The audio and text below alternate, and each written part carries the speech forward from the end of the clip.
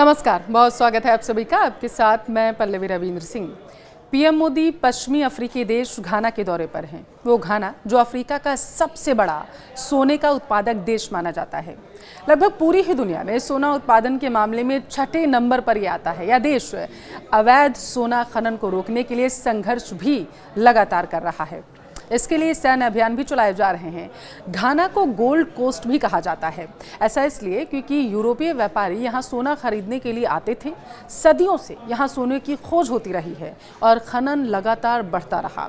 इस तरह सोना यहाँ की अर्थव्यवस्था को रफ्तार देने वाला खास हिस्सा सा बन गया। लेकिन सवाल ये भी कि आखिर घाना के पास इतना सोना आया कहाँ से? सवाल ये कि घाना के पास इतना सोना आखिर आया तो उसने इसे रखा कैसे? इस सवाल का जवाब मिलता है यहाँ के इतिहास से।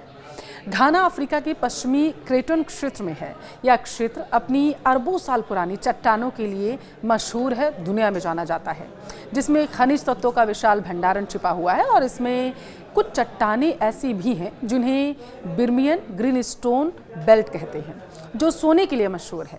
प्राचीन काल से ज्वालामुखी और गर्म तरल पदार्थ जमीन में फैलकर अपना दायरा लगातार बढ़ाते रहते हैं और इस तरल पदार्थ में घुला हुआ सोना होता था, जो धीरे धीरे चट्टानों में जमा होता गया।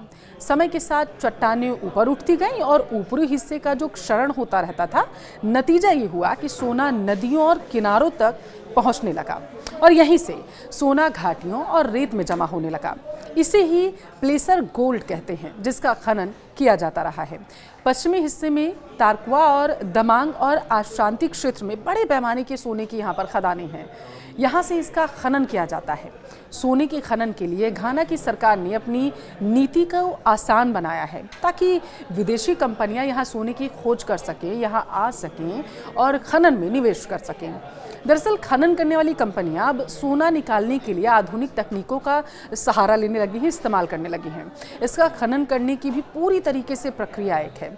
प्रक्रिया के जरिए सबसे पहले यह जांचा जाता है कि कहां पर कितना सोना इकट्ठा है और पुष्टि होने के बाद बड़ी बड़ी खुदाई करने वाली जो मशीनें होती हैं, ज़मीन को वहां पर हटाया जाता है, लगा दी जाती हैं। वहां पर चट्टानों के यहाँ पर फिर टुकड़े किए जाते हैं और उन्हें फिर पीसा जाता है।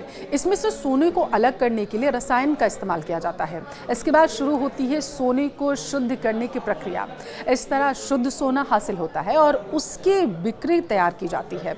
अच्छा, वहीं छोटे स्तर पर यही काम यहाँ के लोग भी करते हैं। घाना दुनिया के कई देशों में सोना निर्यात करता है। इसमें प्रमुख रूप से 4 हैं: संयुक्त अरब अमीरात, स्विट्जरलैंड, दक्षिण अफ्रीका और भारत।